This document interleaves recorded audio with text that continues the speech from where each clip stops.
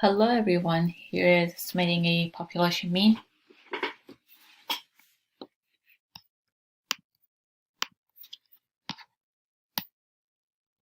Okay, and this part, the point estimate of population mean is sample mean showing with X bar. Okay, on this example, I want to find the sample mean or point estimate.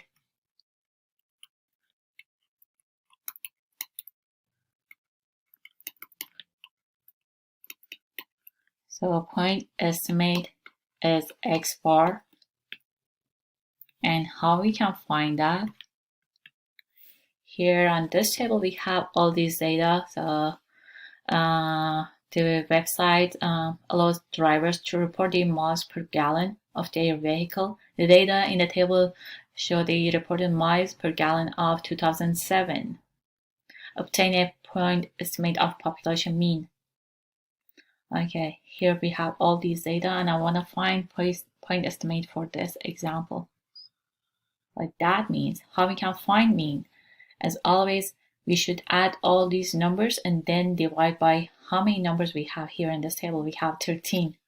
So denominator is 13 and adding all these numbers on top, 28.5 plus 23.8, 25.2 plus, so I'm adding all these.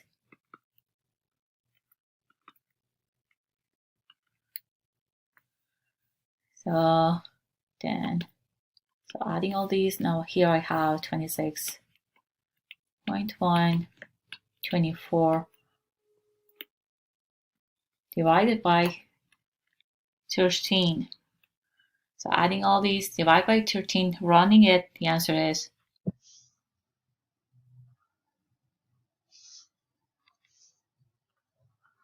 24.131.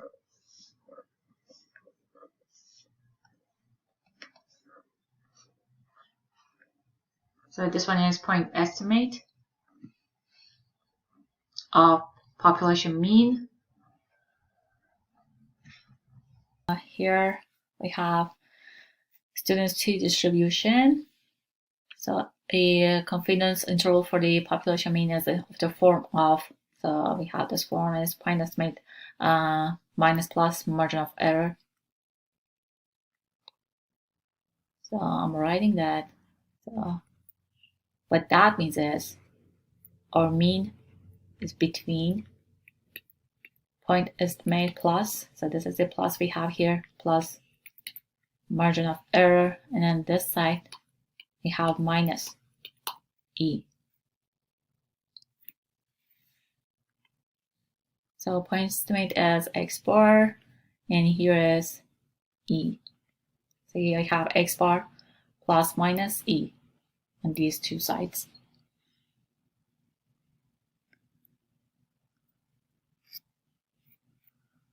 So this is confidence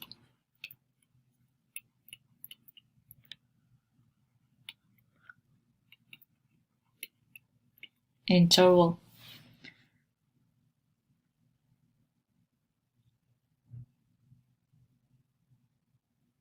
Or confidence level.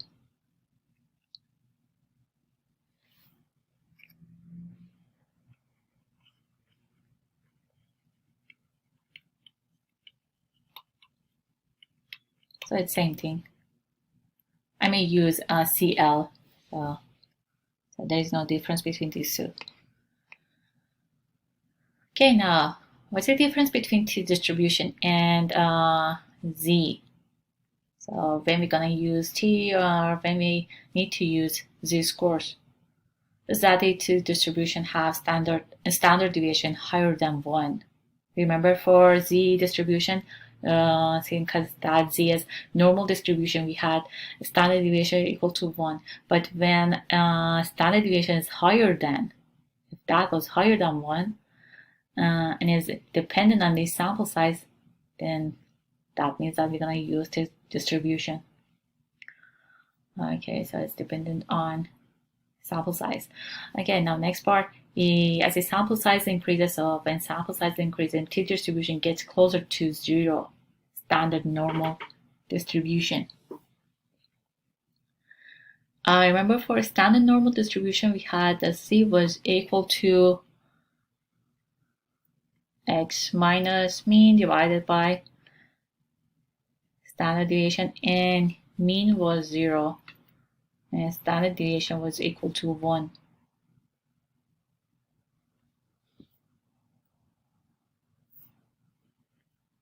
So when the sample size is increasing, the distribution gets closer to normal, a standard normal distribution. And t-distribution are centered at 0. Remember for z also we had, but we had in between was 0. And there is a different t-distribution for each sample size. Because again, this is dependent on sample size, that's why you have this part. So based on what sample size we have, we're gonna have different t-distributions. Okay, next page. Here is what we have for students t-distribution. Here again, so this is sample mean.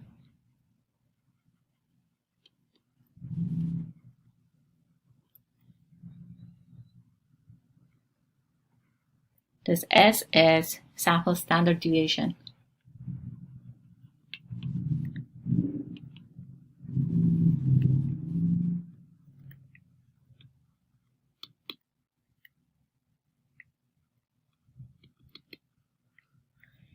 And N is sample size.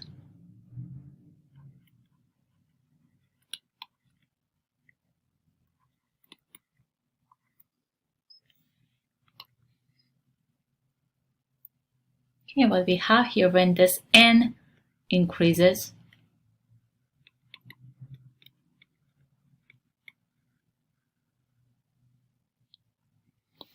so when we have this one, that means that S, or sample standard deviation, gets closer to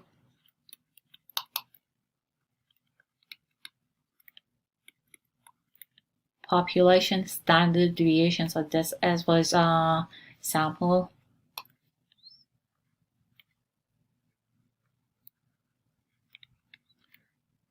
standard deviation, and this one was population standard deviation.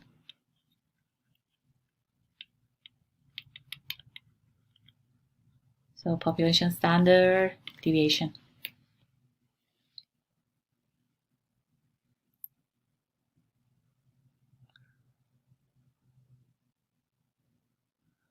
Okay, then here on the spot we have degrees of freedom. How we can find degrees of freedom, and what that is the number of sample values that can vary after certain restrictions have been imposed on all of the data values.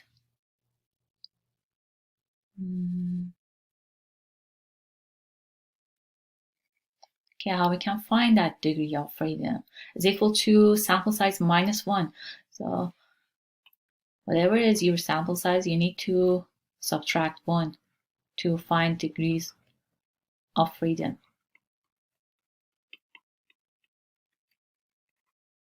So this is important, this part, because we're going to use that one to find t-distributions. Okay, now on this part we had the t-distribution. This is very similar to what we have for standard normal distribution. It's like having using empirical rule in that one, but it is difference because here the t-distribution is different for different degrees of freedom. So depending on what sample size you have, and also what that means, depending on what is your degrees of freedom, because this degrees of freedom is based on what the sample size is. Okay, then this is centered at 0. See, the center is 0 exactly like we had on z-scores normal distribution. So that means this is symmetric above the 0. So then third one, the area under the curve is 1. So we had this one before, area is 1.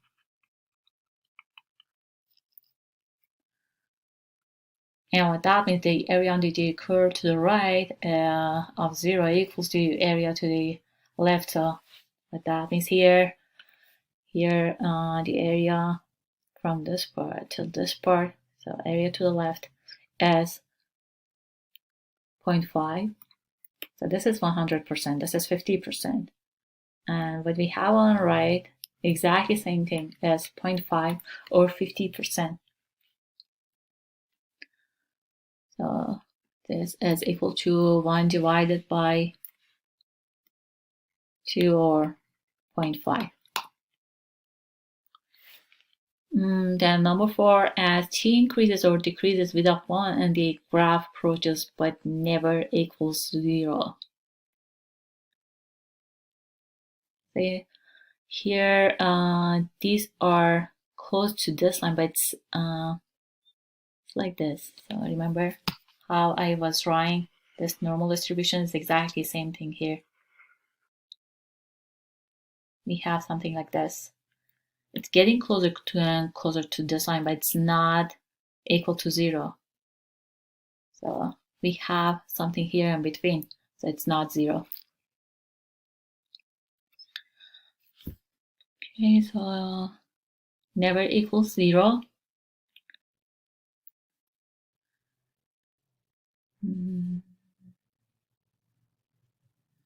Okay, then I'll explain what we have here in number 5 and 6 based on this t-distribution. So this yellow one is a t-distribution when our sample size is equal to 5. When we increase the sample size, so to, for example, 15, so that is the red one here. See what's the difference? This getting closer to normal distribution when I increase the sample size. And what we have here is, first I had this yellow one was for sample size 5, but now I have this red one. Again, it's getting closer to what I have for normal distribution. So for when sample size is 5, we have more area in tails. So more area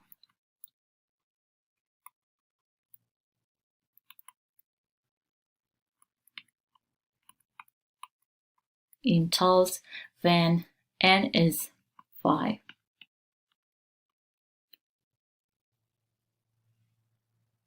But after that, after increasing to 15, the sample size is equal to 15, now the area to the area in here on this part in tails, it's less than what we had on this part. So it's less. So that part is decreasing. Okay, and the last one, so this is normal distribution. We had this part before.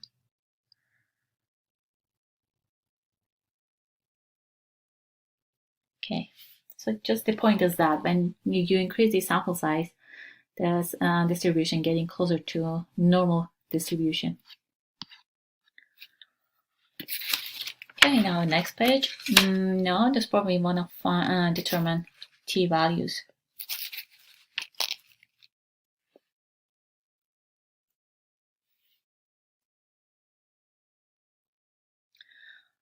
Okay, recall that when we use z alpha, when we have this z alpha, that z-score, whose area under the normal curve to the right of z alpha is alpha. So I'm writing that. So this z alpha. So this alpha is the area to the right. So right area. And we have a same thing for T alpha. So this alpha here is, again, area.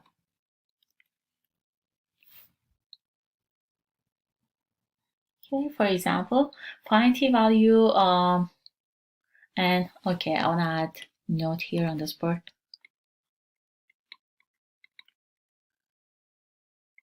Alpha is always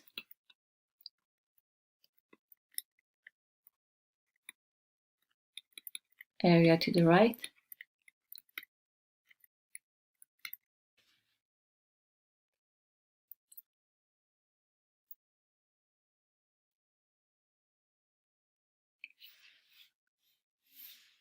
Okay, now example 2, find the t value such that the area under the t distribution to the right of the t value is 10% and degree of freedom is 15. So finding t.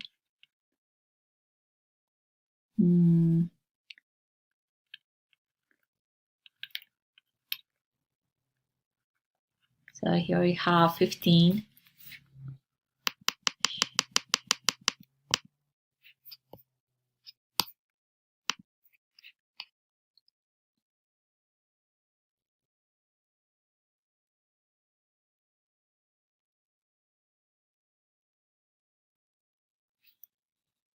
Okay, example number 2, find the t value such that the area under the t distribution to the right of t value is 10%.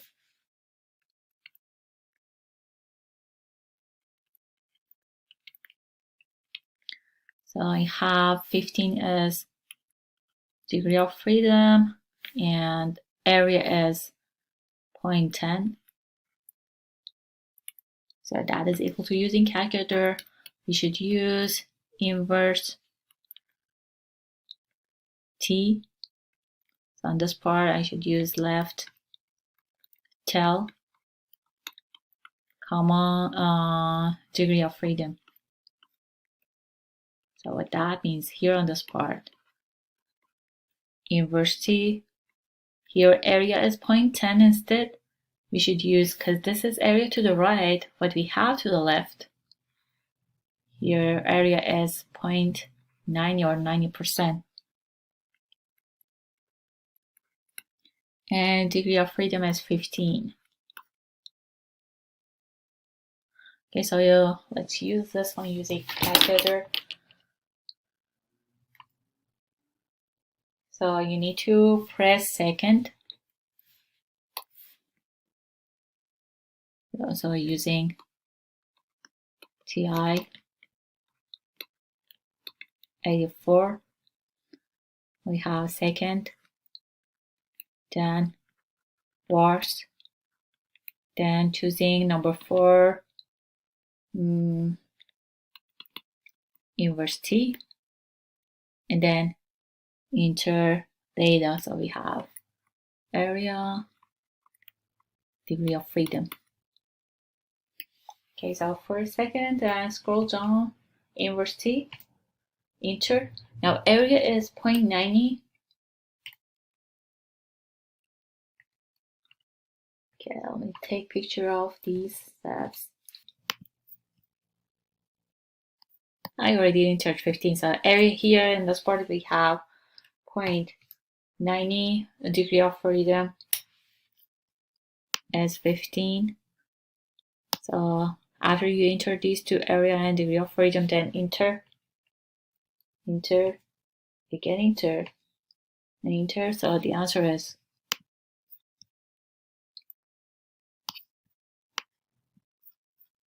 1.34.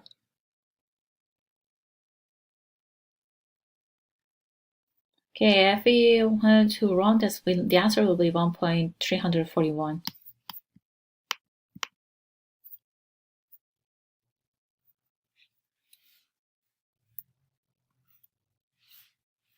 Okay, so we rounded this, and the answer is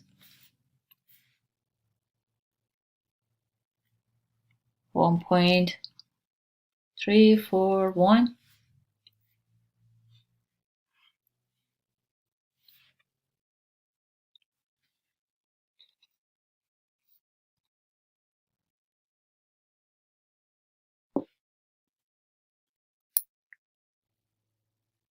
And also using the table here is what we have here is area in right tail, and we had 10%. Since this one is in right tail, that's why we are able to use this one, and degree of freedom is 15. The answer is 1.341. But it's better to learn how to use calculator. When you're using calculator, you need to enter area to the left. So this is area to the left.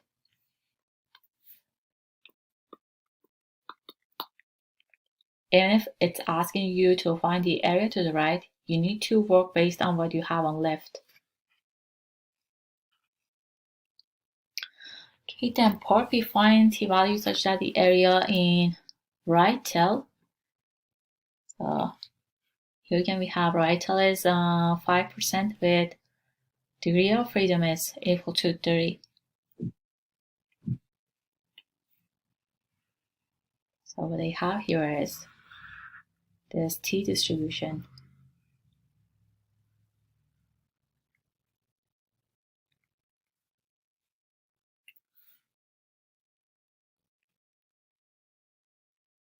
Here we're asking for right tail, so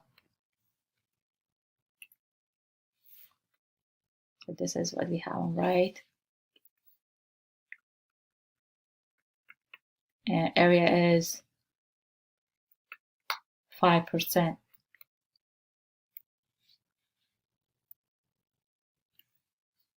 Okay, now find the answer. T-value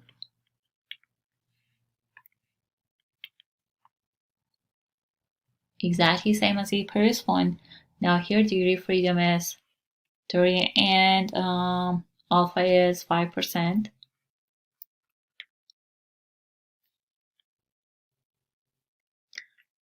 So I'm going to use calculator.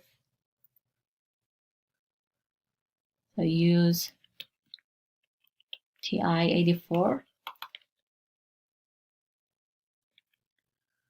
So using inverse t distribution, and here this is area to the right, it's 5%, but that means I need to use area to the left, which is 95%.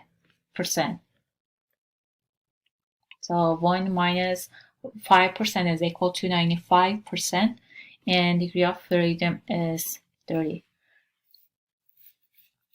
So again, let's use calculator. So press second, wars, choosing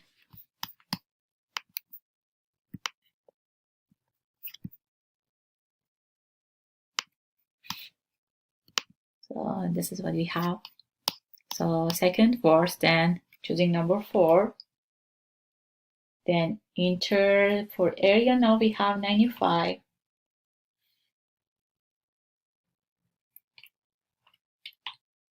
And degree of freedom is 30.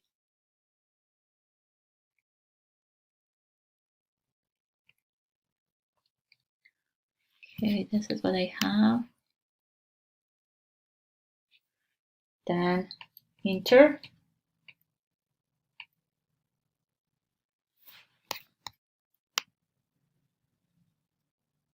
Okay, so here is the answer is 1.697. So rounding that, the answer is 1.697, so 697.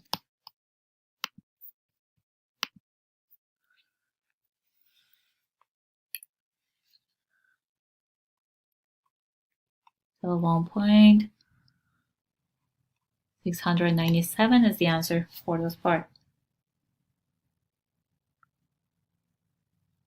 So that is our t-value.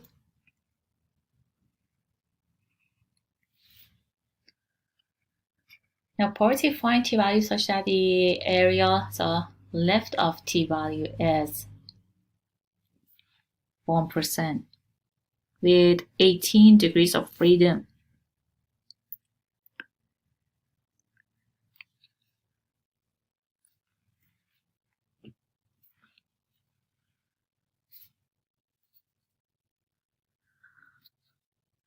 Okay, you may have different methods for this one, but if you want to use table, let's use that one. So where's our table? So we have T table is this one. And T value is 1%.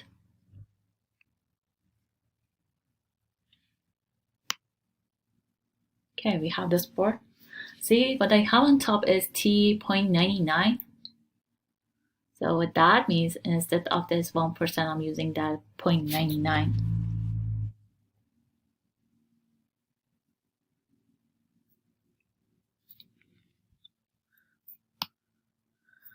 Okay, and degree of freedom on this port is 18.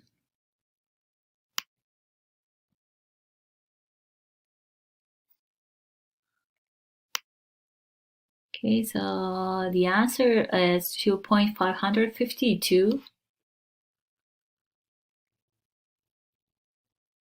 But after using calculate, I'll show you that the answer is not positive. The answer should be negative actually, because we work based on this is the area to the left, and we work based on T 99%.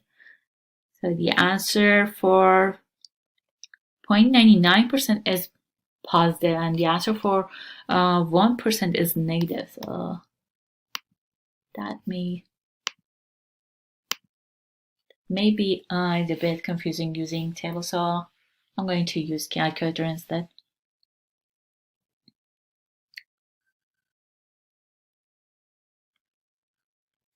I will explain that one here. So I'll use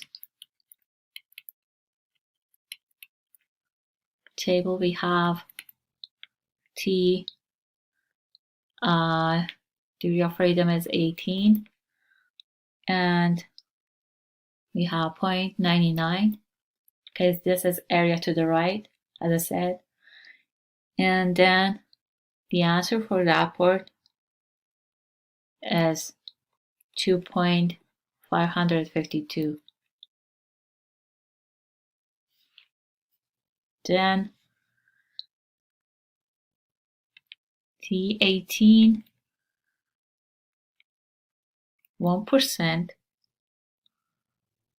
is equal to negative 2.552. Okay, this is area to the right, and area to the left, you only need to multiply by negative. Or using calculator,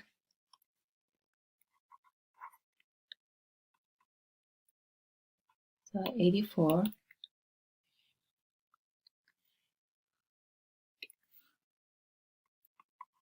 I have inverse T.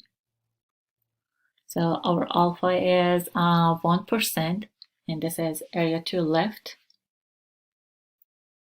Remember, here on this part, when using TI, you need to have area to the left. We already have that one here. So that is left. And degree of freedom is 18. Okay, so I'm using calculator. So second was choosing number 4, inverse T. Then for area inter 1%, and degree of freedom is 18.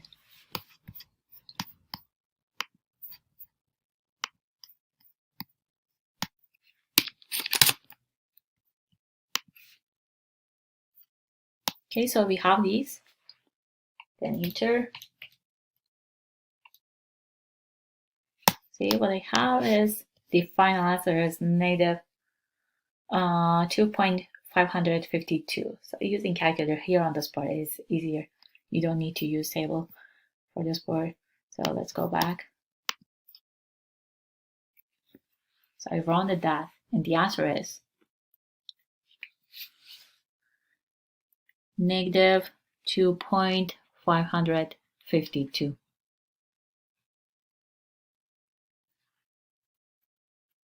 Okay, if I want to explain this more than this part, but remember on test you only need to use this because this is easier.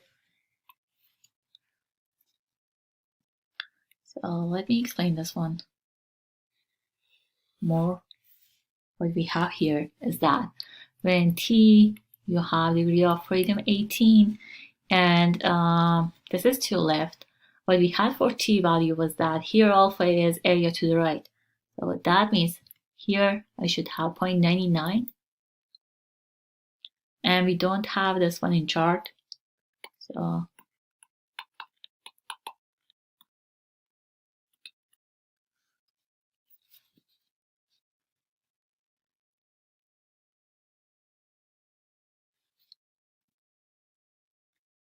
and how I got this 0.99 is 1 minus is 1%.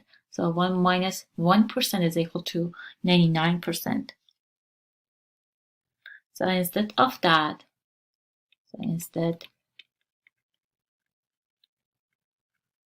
use 18, 1%. So remember, on this part I should use right area, but this is left. So, but on calculator here we have left. Okay, so this is left on calculator, but this is right. But this should be right, but this one I used left. What that means, this is based on what we had on table that I showed you, we got positive 2.552. So the answer based on what we have here on this board, the final answer is equal to negative 2.552.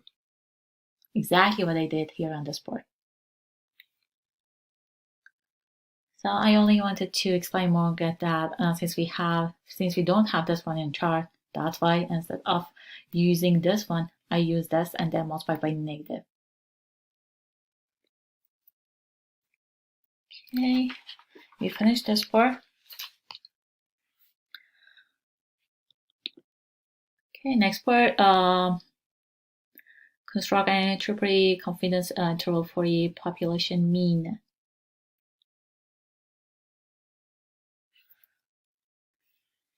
Okay, so this is population mean, sample standard deviation, sample mean, number of sample values, margin of error, and this is critical value. Exactly same as z. Remember we had z alpha divided by 2. That was critical value, and this is for t. So this is critical value for t.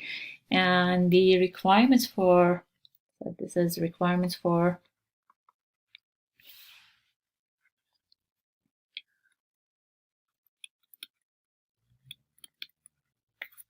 construct the confidence interval. So confidence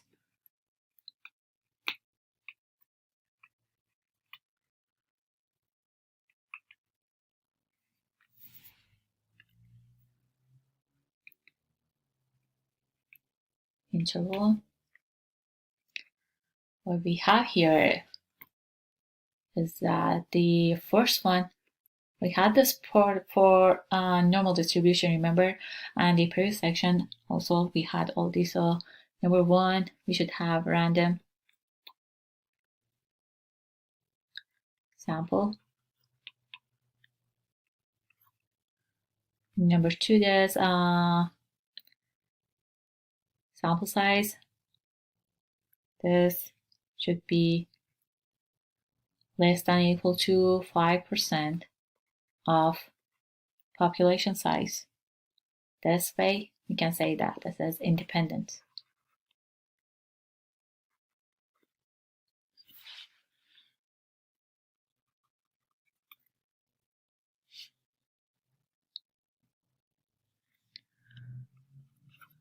The number theory population is normally distributed, or in other words, our sample size is greater than 30.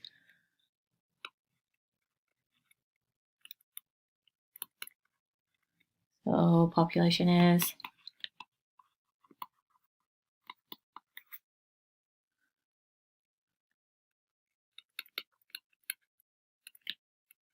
distributed. So it's normally distributed, or in other words, we have the sample size greater than 30. We had this one before.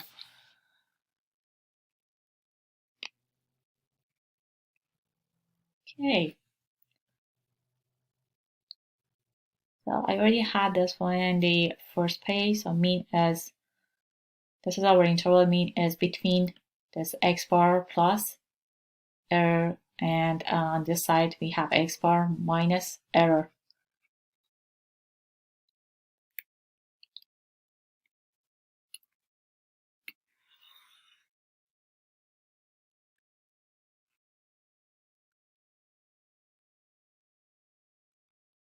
Okay, I want to add something here. So to find points estimate, so points estimate.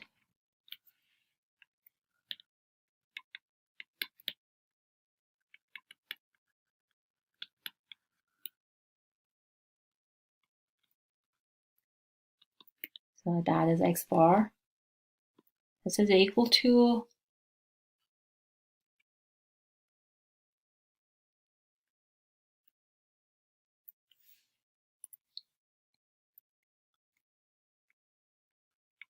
upper confidence limit.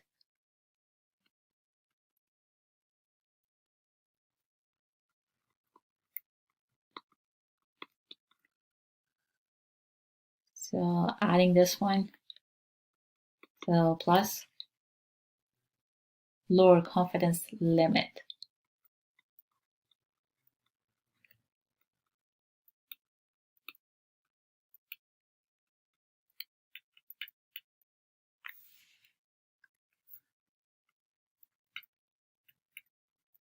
Then divide by 2, because here we have upper, lower.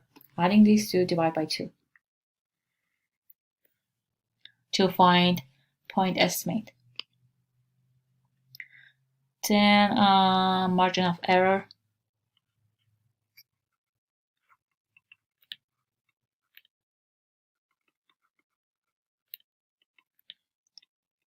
E is equal to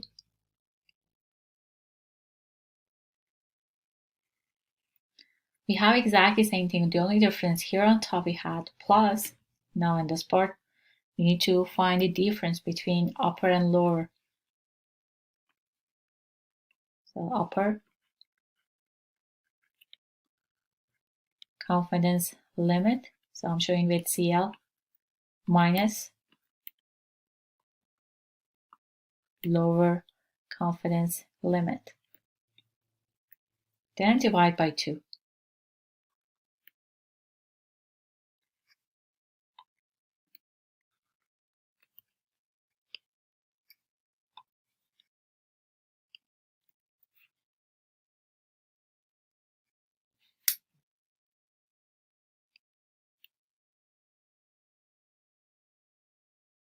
Now example number 3. So this was confidence level limit. We have CL. Now example number 3. A simple random sample of size n and the sample mean x bar, and that is 18.4, and sample standard deviation s is 4.5.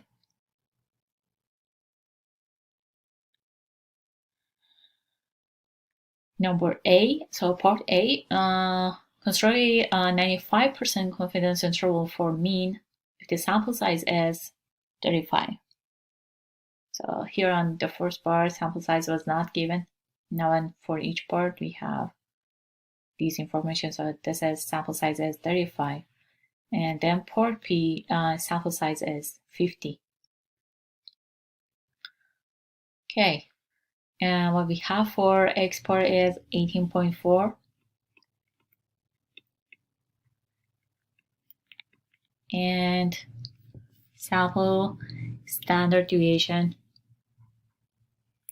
is 4.5. So on this one, I'm going to find margin of error using this E equal to t value times sample standard deviation divided by square root of sample size. So we're going to use this one here on this part.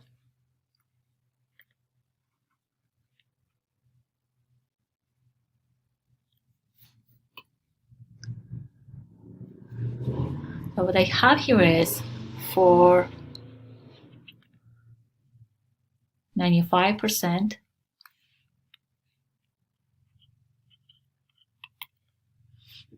confidence.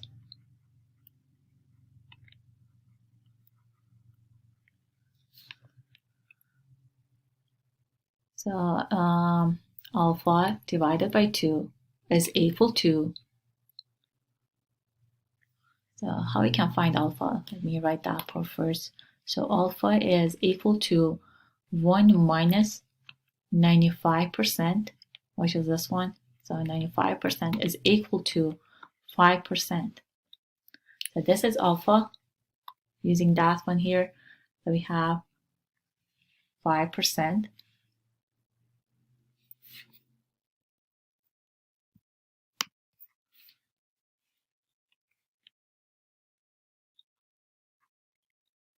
divided by 2, and it's equal to 0.025. Okay, and also we have this n is 35. So based on that, finding degree of freedom, in the previous examples, I didn't use this sample size. We directly use this degree of freedom. Degree of freedom is n minus 1. So 35 minus 1, degree of freedom is equal to 34.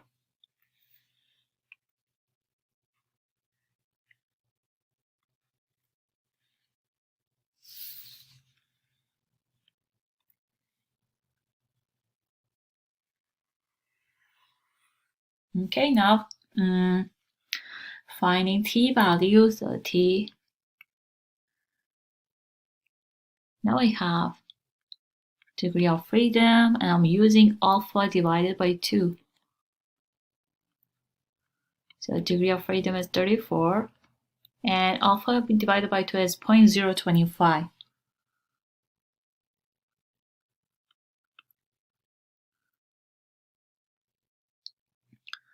Okay, here again, I'm using calculator, using inverse t distribution. As I said, this is what we have on right, so always is like that. Here, didn't mention that this is to the left, so this is to the right. Now, on calculator, you need to enter what you have on left. So on left, we have 1 minus 0.025, so this is 0.975, comma, degree of freedom is 34.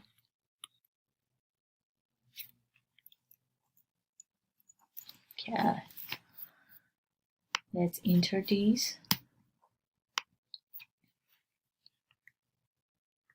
So first, second, worst, choosing number 4.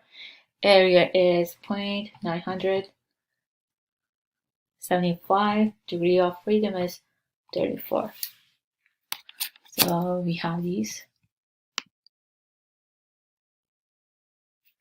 Then enter.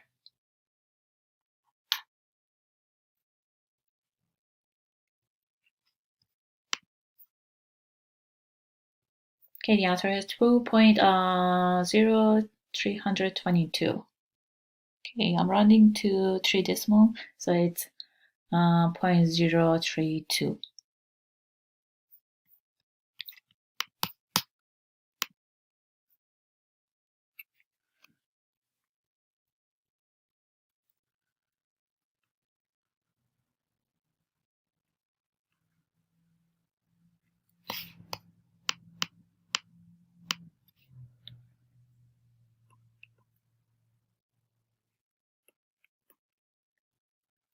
Okay, so the answer for T here we got 2.032. Now using that one, we can find E.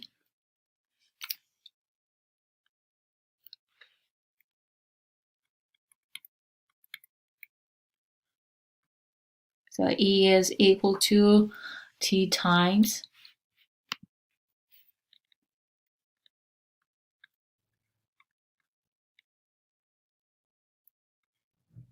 s divided by square root of n. So that is for t here, and that's why we got 2.032. Then multiply by s is 4.5.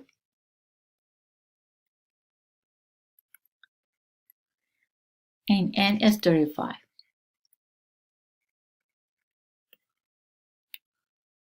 That is equal to 1.546. Okay, after that, I want to find this confidence interval plus 1.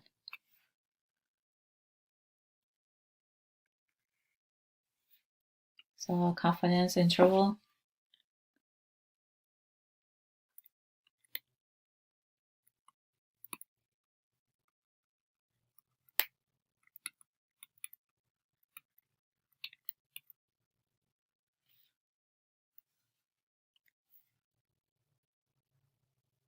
so mean is between x bar minus e, x bar plus e. So for x bar we have 18.4 minus e is 1.546.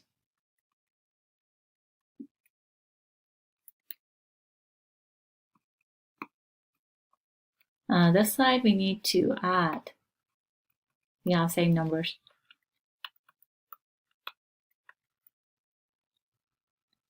So what we have here, our interval is,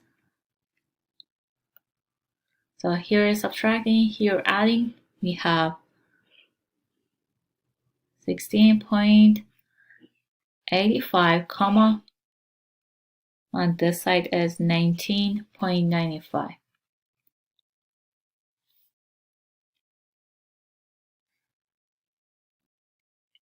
Okay, so this was the final answer because it's asking to construct a confidence interval.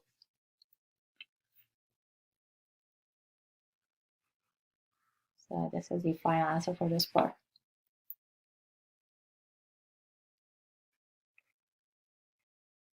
Then part B, again, construct a 95% confidence interval for mean if the sample size, now here's sample size, instead of 35 is 50.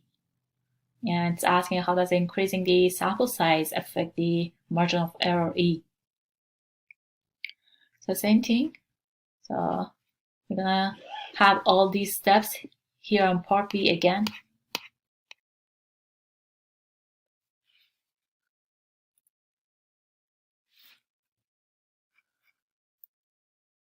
Since I have 95%, again I have this part. So 95% confidence, alpha is equal to 5%, and alpha divided by 2 is 0.025. So same thing on this part, alpha divided by 2 is 5%, divided by 2, it's 0.025. And n sample size is 50. So based on that, degree of freedom is n minus 1. So 50 minus 1 is 49. So here we have 49 for degree of freedom. Now finding t. So t here is degree of freedom.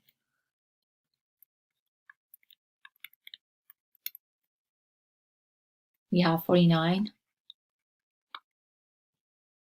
Then here alpha divided by 2 is 0.025.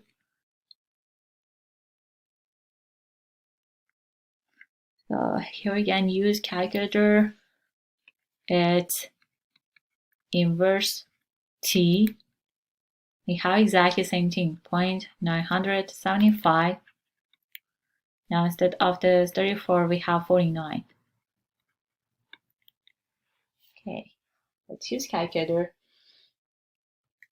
So second verse, number 4. Now change that and degree of freedom from 34 to 49.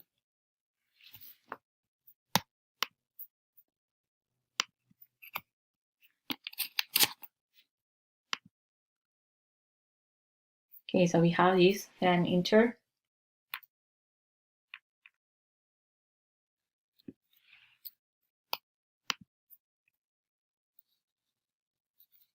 Okay, what we have here is 2.0095. Okay, rounding that, the answer is 2.010.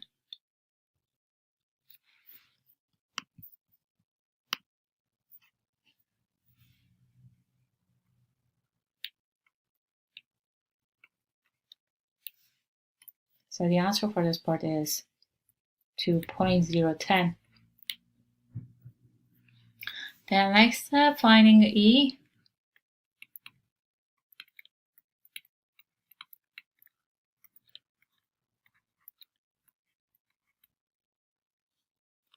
Okay, so S is 4.5 divided by square root of n. So that is 1.28.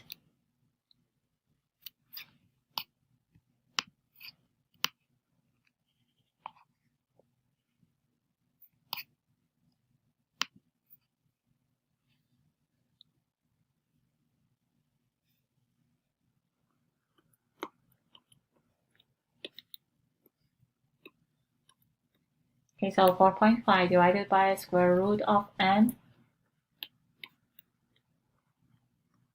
Answer is 1.28.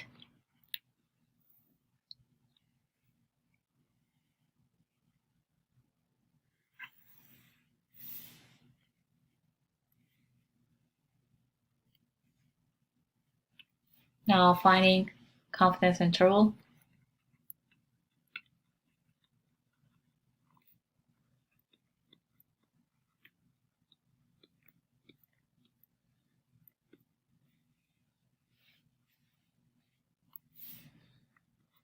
Mean is between x bar plus e, x bar minus e. And x bar is 18.4. So this was given. On this part is 18.4.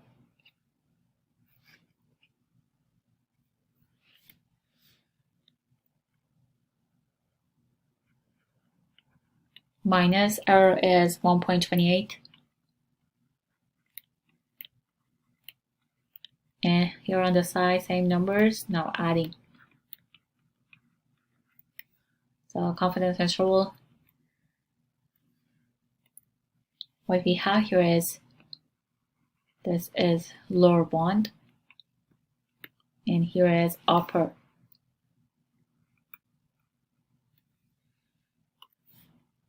So our interval is 17.12 on this side, comma, and the side adding, we have 19.68.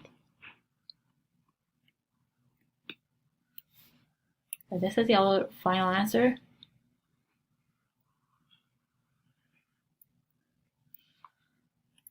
Okay, then it's asking how does increasing the sample size affect the margin of error? When you're increasing the sample size, there's error decreasing, so increasing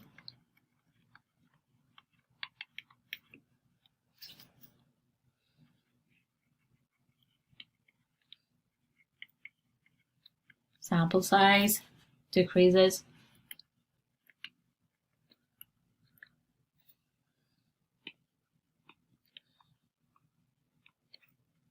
margin of error, E.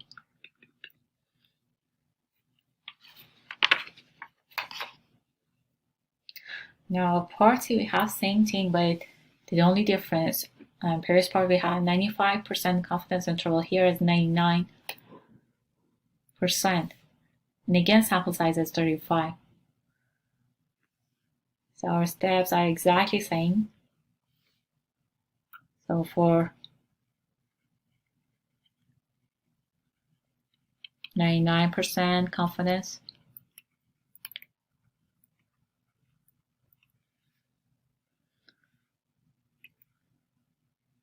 Alpha divided by 2 is equal to, so alpha is 1 minus, here is 99%, so 1 minus 99% is equal to 1%.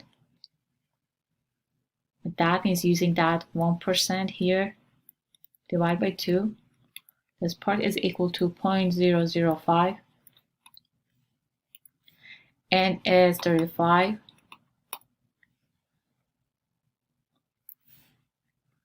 and degree of freedom, which is n minus 1, is equal to 34.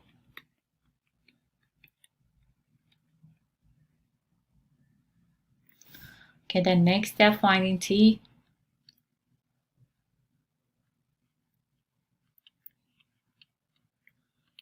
So degree of freedom is 34. Alpha divided by 2 is 0.005.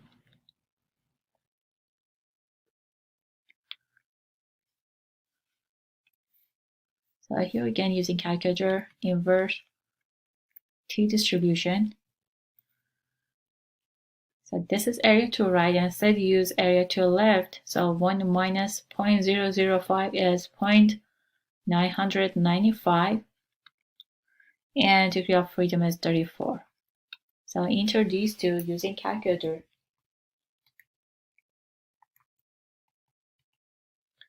Second was, then enter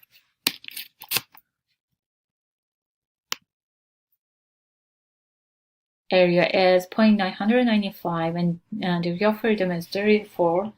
Then enter. The answer is 2.728. So I'm rounding that to 3 decimal places.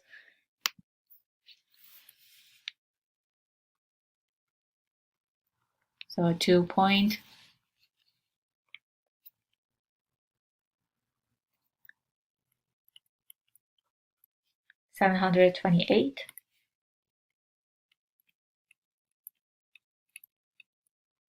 So what that means, the answer for this part is exactly the same. So the answer is 2.728. Now finding margin of error. That is equal to t times, so t is 2.728 times s is 4.5 divided by square root of n is 35. So this is equal to 2.08. Now next step, finding confidence interval. So for confidence interval, we have mean between x bar minus e, x bar plus e.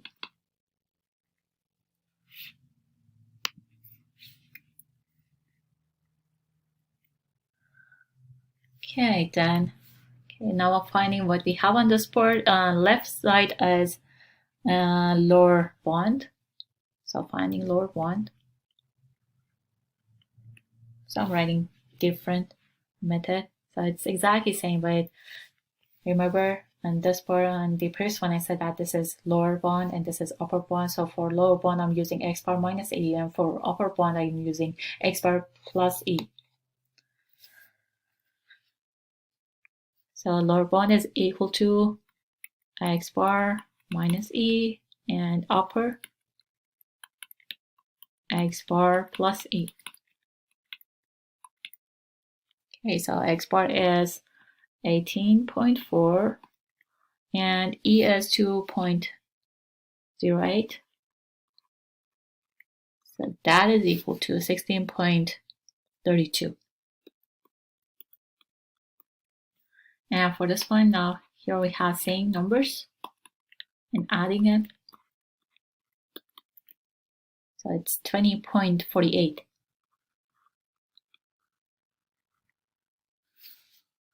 But that means our interval is 16.32, 20.48. So this is the final answer.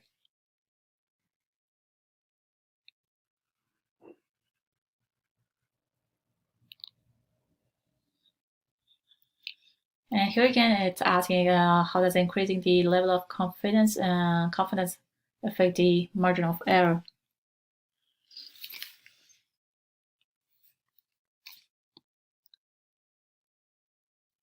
Okay, increasing the level of confidence increases the margin of error. Okay, let's compare that one with this one here. See, here confidence interval is 95%. Part C we have 99%. Margin of error is 1.546. But here on part C we have 2.08 for margin of error. So this is increasing. So increasing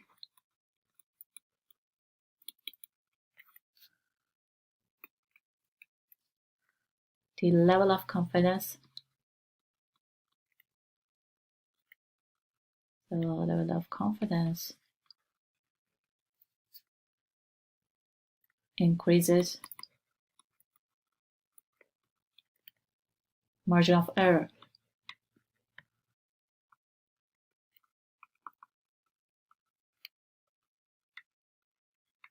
Okay, now part D, if the sample size is 15, what conditions must be satisfied to compute the confidence interval? Remember from the first page, to have this one normally distributed, I should have the sample size greater than 30, but this one is less than 30. So based on that, with a sample less than 30,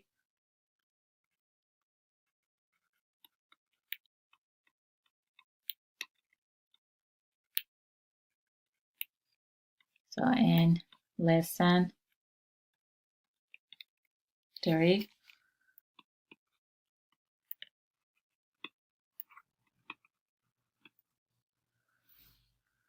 the original population must be normally distributed. So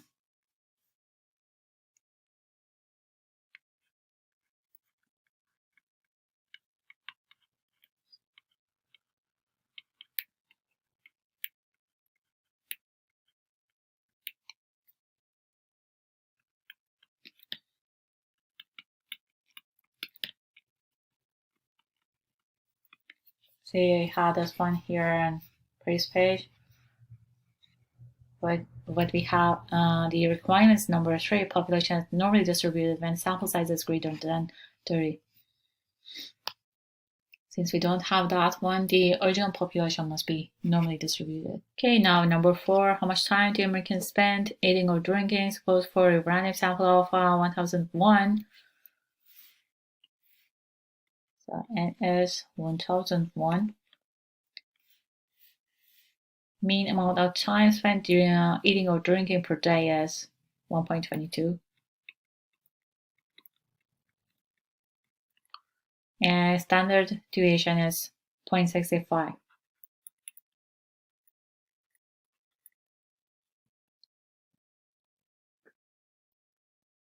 Part A histogram of time spent eating and drinking each day is skewed right. Use this result to explain why a large sample size is needed. To construct a confidence interval for mean time spent eating and drinking.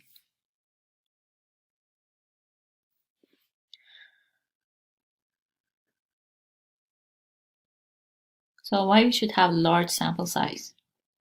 The sample must be large and should be more than 30 so that the distribution of the sample mean X bar will be approximately normal. So again, I'm using what the requirements was based on number 3. So we should have n greater than 30 to have normally distributed. So the sample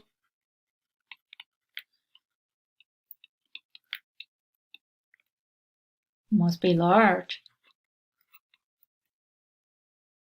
What that means, more than 30, so that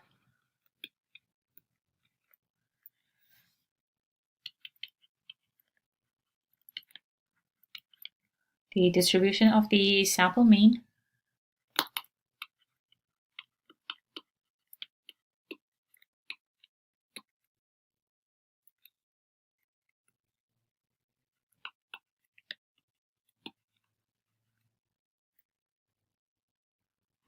X bar, this one, will be approximately normal.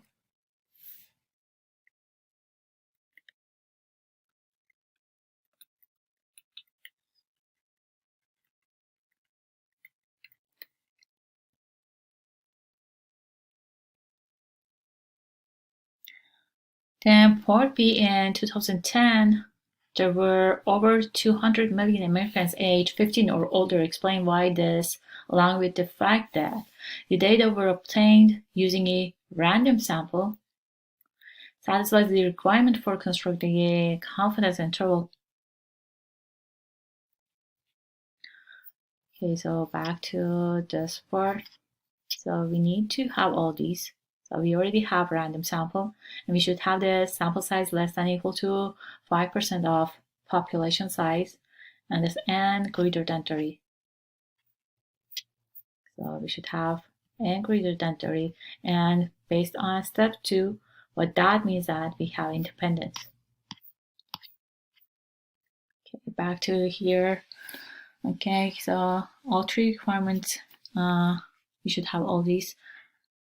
So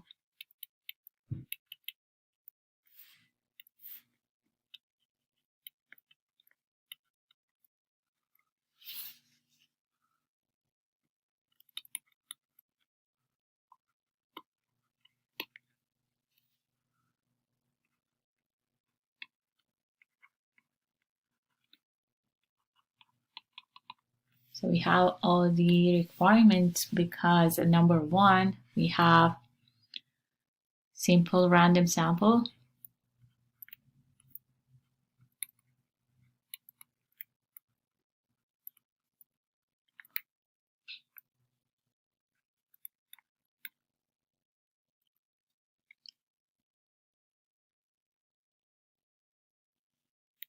Number 2, our sample size should be less than or equal to 5% of population. That means that we have independent. That is because sample size is small compared to the population.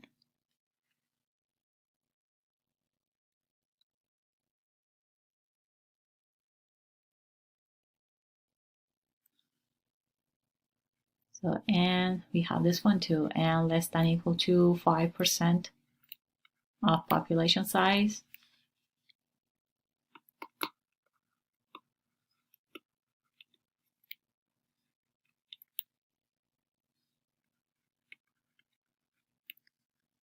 Since sample size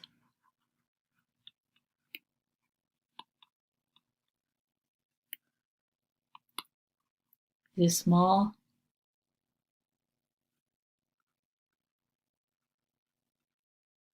what was sample size? Sample size was 1001, and here population is 200 million. So it's small compared to population.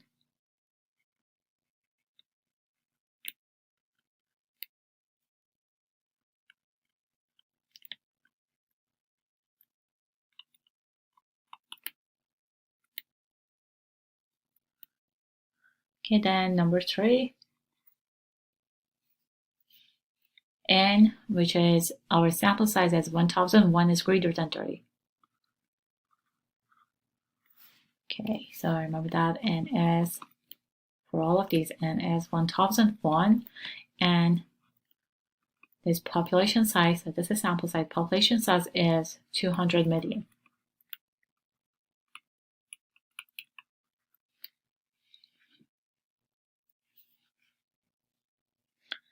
Okay, now part C, determine and interpret the 95% confidence interval for the mean amount of time Americans age 15 or older spend eating.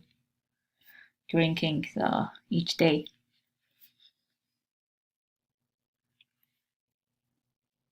Okay, so confidence is at 95%. So for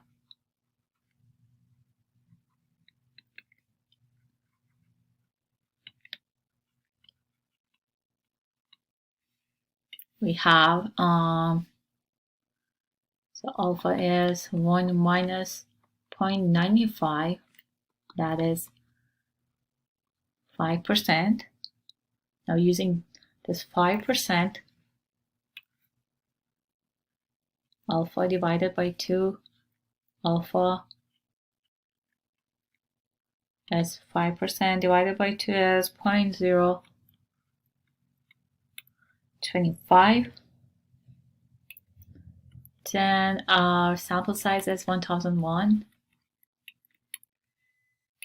What that means, degree of freedom is n minus 1. So it's 1000.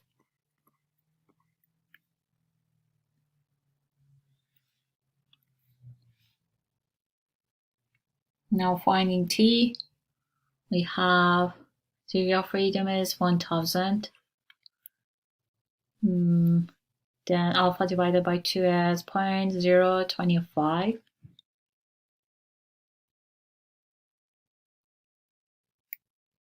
Okay, so here again using calculator.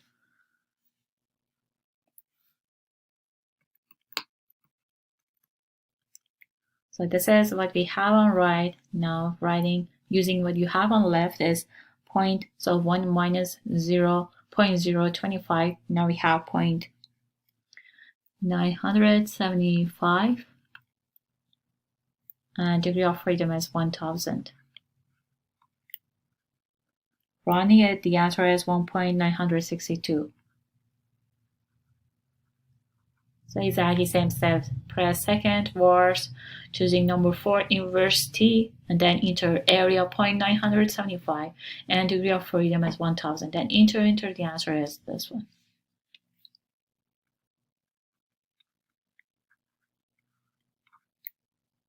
Okay, then after that, finding E, margin of error, is equal to t times 1.962 times s divided by square root of n.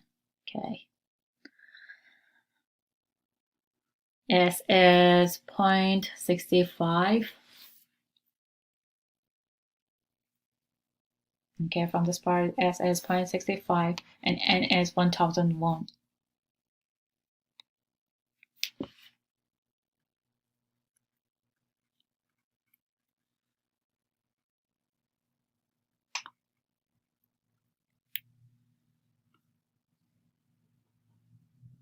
Okay, that is equal to 0.040.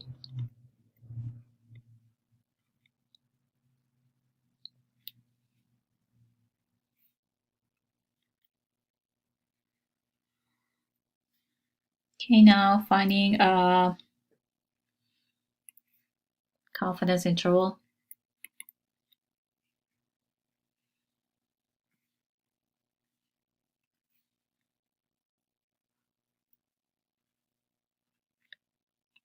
So x bar plus e, x bar minus e. What you have on left is lower limit, lower 1, and what you have on right is upper 1. So x bar is 1.22. So that was given. X bar is 1.22. Minus e is 0.040. And this side adding 1.22 plus 0.040. So the answer is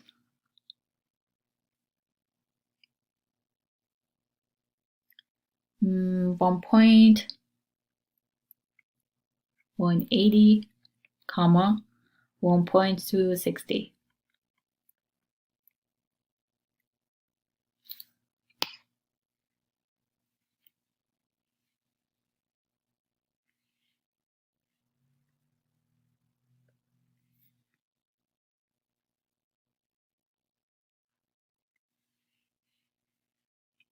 Okay, so this is the final answer.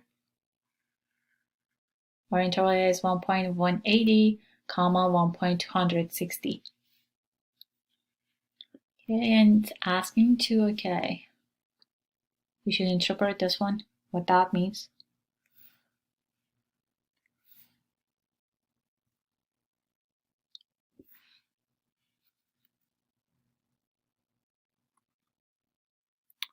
So we are 95% confident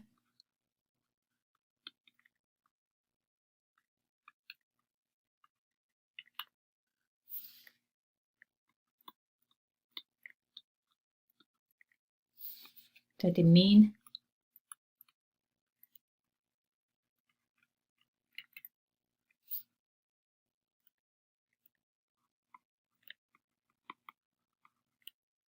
amount of time spent is between these two numbers. So it's between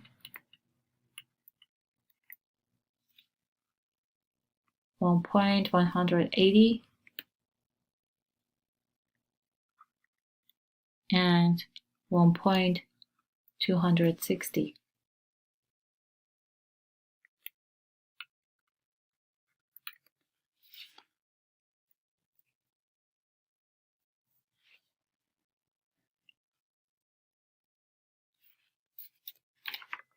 Okay, now part D. Could the interval be used to estimate the mean amount of time 9-year-old Americans spend eating and drinking each day? Explain.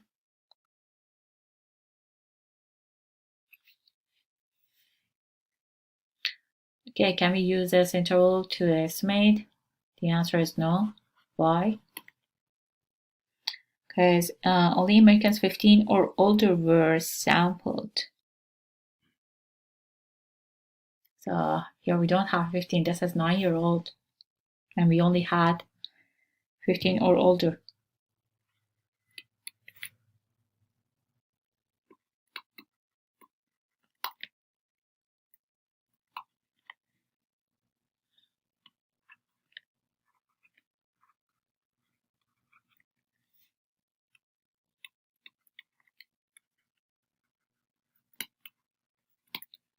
Okay, so the answer for that was no, because we had 15 or older, but this one's asking for 9-year-old.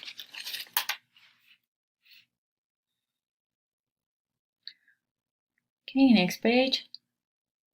Now in this part we need to find sample size to estimate population mean within a given margin of error.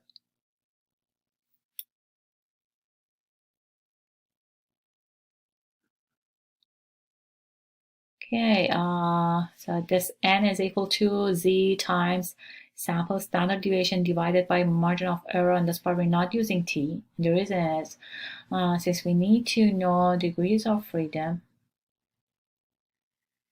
So that is okay. We cannot use t since we need to know the degrees of freedom, which is based on the sample size.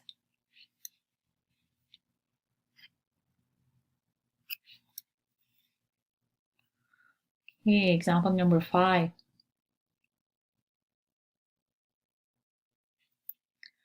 Okay, the instructor wants to estimate the mean. That is for all 22, 29-year-old females. How many subjects are needed to estimate the mean for all 22, 29-year-old females? Within 2 points with 99% confidence. And as sample standard deviation is 13.4. Okay, then suppose that the instructor would be, so we'd use this one, so we have 95% confidence. Then how does the decrease in confidence affect the sample size required? So first we're going to use 99% and then we have 95%. So we have 2 parts. And we need to find what the sample size is. How this confidence will affect the sample size. So we have 2 parts, part A. So So that is within 2 points. What that means, remember for mean I had, this was x bar minus e, x bar plus e. So this is within margin of error, and since that one is within 2 points, that means that e or margin of error is equal to 2. So e is 2. And on this part I have 99% confidence.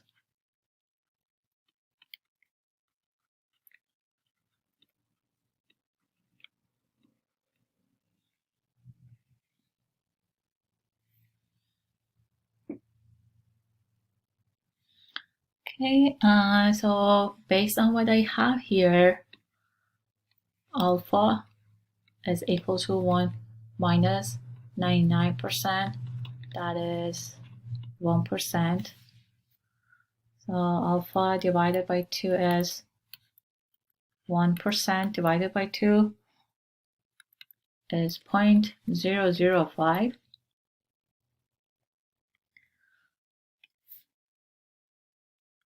And S is 13.4. Now finding Z.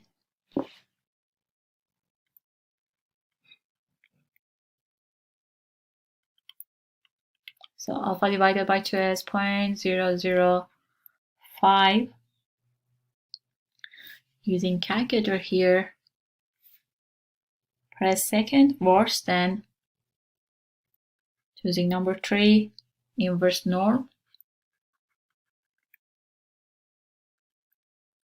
This is exactly like t distribution. This is what you have on right. So instead, use what you have on left. So this is right. So area to the right, there's 0.005.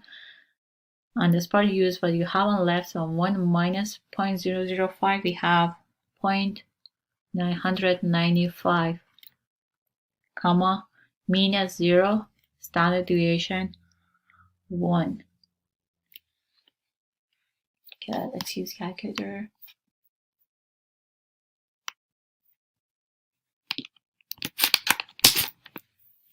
Second, worse, number 3.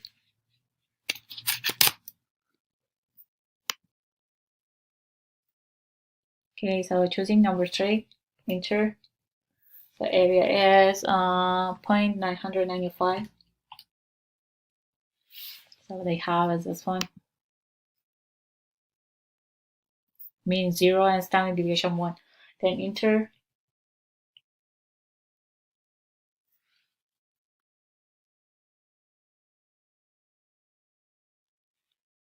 The answer is 2.500. Okay, here is what they have. It's 2.575. Running at is 2.576.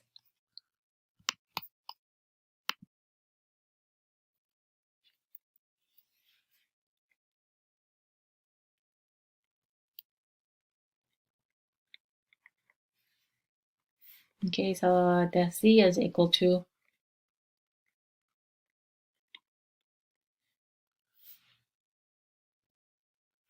okay, now finding sample size.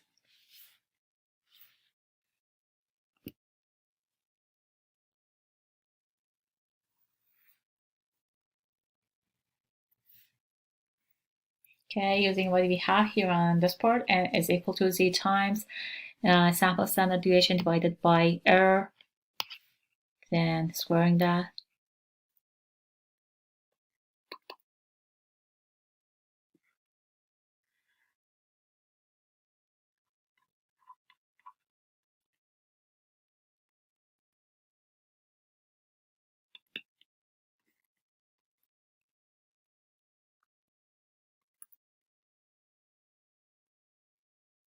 Okay, so we have 2.576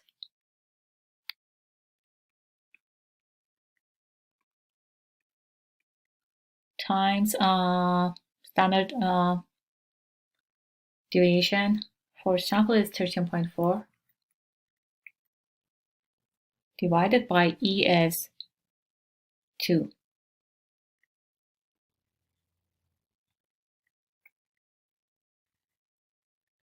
Okay, rounding it, we have 297.9.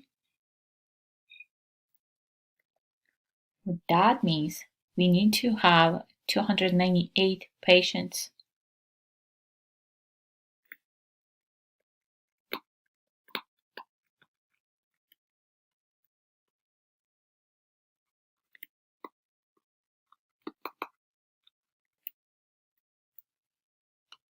Okay, so for this part, sample size is 298. So that was part A. Now part B, instead of using 99%, now we have 95%.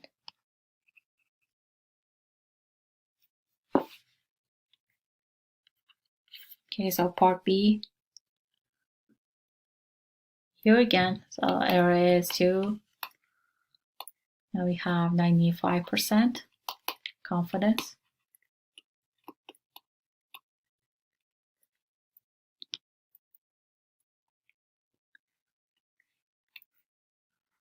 So alpha is 1 minus 95%. That's 5%. Then divided by 2.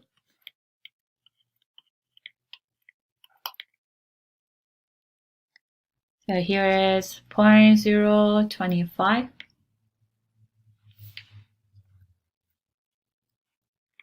So same thing as is 13.4. Now finding Z.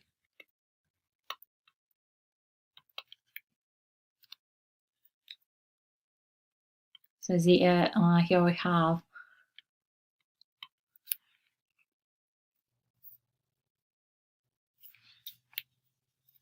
okay, again using TI-84, the inverse norm. So this is what you have on right. Instead, using what we have on left, we have 0.975. Then mean is 0. Standard deviation is equal to 1. So see, we have exactly the same thing. The only difference here, area is different because our confidence is in different and we got different alpha. Okay, running that, the answer is 1.96. So this is 1.96. Okay, after you got Z, we can find sample size. So exactly what we did here on part A. So N is equal to, on top we have Z times, so Z is 1.96. So I'll multiply this one. S is 13.4. E is 2.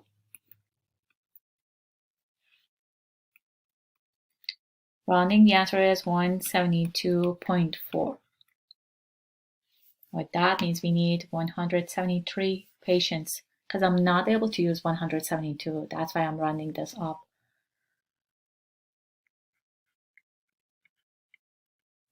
So we need 173.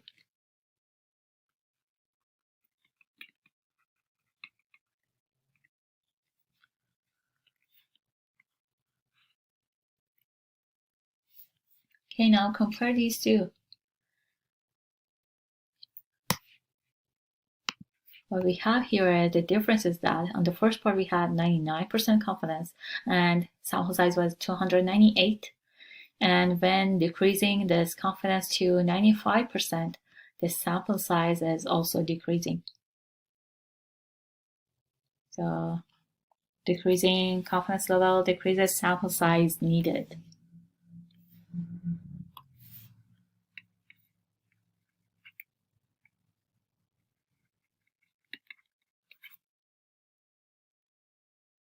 So decreasing confidence level.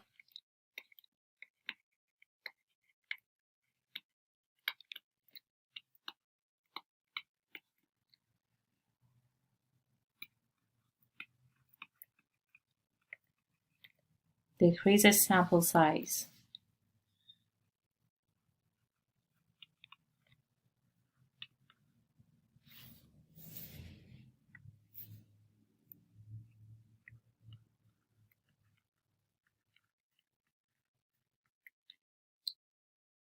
Okay, we finished this part. Hope you enjoyed this one. Bye-bye.